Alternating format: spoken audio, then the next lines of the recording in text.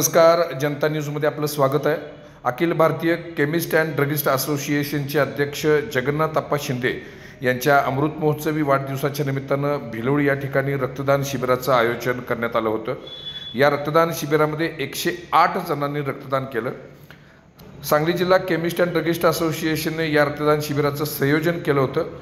असोसिएशनचे संचालक निलेश जाधव आणि पलूस तालुक्याचे अध्यक्ष सचिन नावडे याचबरोबर तालुक्यातील सर्वच केमिस्ट अँड ड्रगिस्ट असोसिएशनच्या पदाधिकाऱ्यांनी हे शिबिर यशस्वी करण्यासाठी परिश्रम घेतले।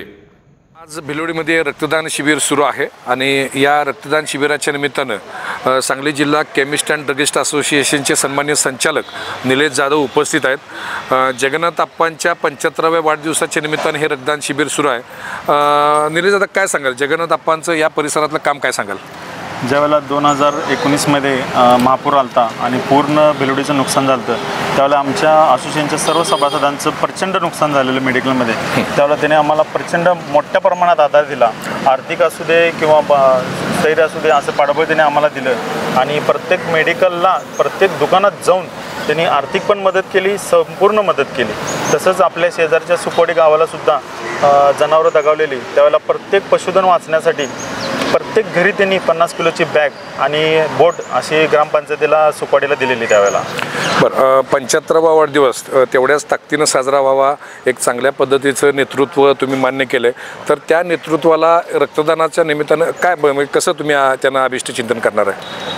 आम्ही आज देशभर रक्तदान शिबिर आहे, 75,000 बॉटल कलेक्शनचं आमचं ध्येय आहे आणि देशभरात संपूर्ण सगळ्या तालुक्याच्या ठिकाणी किंवा मोठ्या गावात शहरामध्ये आज रक्तदान सुरू आहे आणि आमचे सगळे असोसिएशनचे सभासद धडाडीनं रक्तदान करत आहेत आणि आम्ही प्रत्येक अशा संघटनांना भेटून किंवा पत्रकार असतील किंवा आणि जे सामाजिक कार्य करतात त्यांना सर्वांना भेटून आम्ही एक आवाहन करत आहोत की आम्हाला रक्तदान करा आणि रक्ताचा तुटवडा असल्यामुळे आम्ही रक्तदान शिबिर घेत आहे। तोच माझा प्रश्न होता। भिलोडीमध्ये रक्तदान शिबिर होते, तालुक्यामध्ये दोन ठिकाणी रक्तदान शिबिर होते, भिलोडीमध्ये कशा पद्धतीने तुम्ही नियोजन केलं?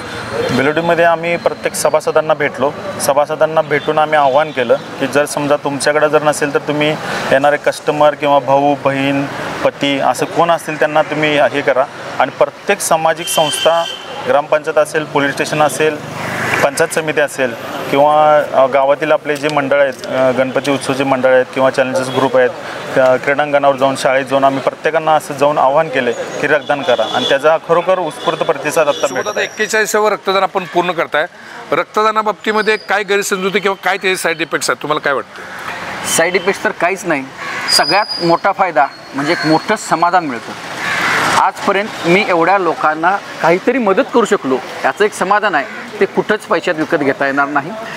रक्तदान केल्यानंतर पुन्हा आपलं रक्त 2-4 दिवसात पुन्हा आहे तसं तयार होतं, शिवाय आपल्या बॉडी रिज्युनेट होते, एक वेगळी एनर्जी येते आणि त्यामुळं ज्यावेळी चान्स मिळेल त्यावेळी वर्षातून ॲटलिस्ट 1-2 वेळा कोणा रक्तदान केलंच पाहिजे। हे फक्त सांगत नाही तर मी मुद्दाम त्यासाठी करतो आणि त्यामुळं आणि आपली भारतीय संस्कृतीमध्ये म्हटलं जातं की दानम दुर्गती नाशनम, म्हणजे दान केल्यानंतर आपली दुर्गतीची नाश होते आणि भारतीय संस्कृती आपण जपली पाहिजे, एकमेकांना सहाय्य केलं पाहिजे। रक्तदान करताना साधारण समजा आता तुम्ही आज रक्तदान केलं तर परत किती महिन्यांनी रक्तदान केलं पाहिजे, तुमचं काय मत आहे? फक्त 3 महिन्याचा गॅप असला तरी बास होतो। फक्त रक्तदान केल्यानंतर 3 महिन्यानंतर परत रिपीट रक्तदान करू नये, 3 महिन्यानंतर केव्हाही बिनधास्त रक्तदान करावं। आपण एक पॉझिटिव्ह एनर्जी घेऊन जर तिथं गेलो तर नक्कीच आपल्यामुळं एक 3 पेशंटना त्याचा फायदा होतो आणि त्या 3 फॅमिलीज लवकर रिकवर व्हायला त्यांना उपयोग होतो। हे मानवतावादी कार्य नक्कीच जरूर 3 महिन्यातून एकदा नंतर रिपीट करावं। पण आज बऱ्याच ठिकाणी आपण ब्लड बँका होते, पूर्वी कशी अवस्था होती की एकदा रक्तदान केल्यानंतर ब्लड बँका तेवढ्या पद्धतीनं सहकार्य करत नव्हत्या, पण आज बऱ्याच ब्लड बँका असतात की रक्तदान करताना त्या ब्लड बँका तेवढ्याच ताकदीनं सहकार्य करतात, काय म्हणाल या बाबतीत? नक्कीच मला तर या बाबतीत खरंच चांगला अनुभव आहे की आज जर त्यांच्यावर चुकून त्या बँकेत जरी ब्लड उपलब्ध नसेल तर त्यांनी इतर बँकेशी रिलेशन असतात त्यांचे, ते त्यांच्याशी धडपडून आपल्याला नक्कीच ब्लड अवेलेबल करून देतात। पण त्यांना आपण हक्कानं कधी मागू शकतो, ज्यावेळी आपण त्यांना रक्तदान करू त्यावेळी त्यांना आपण हक्कानं ठणकावून मागू शकतो। त्यासाठी आपण रक्तदान करू आणि आपलं भविष्य आपण सिक्युअर करू। समीर कुलकर्णीसह दीपक पाटील, जनता न्यूज, भिलोडी।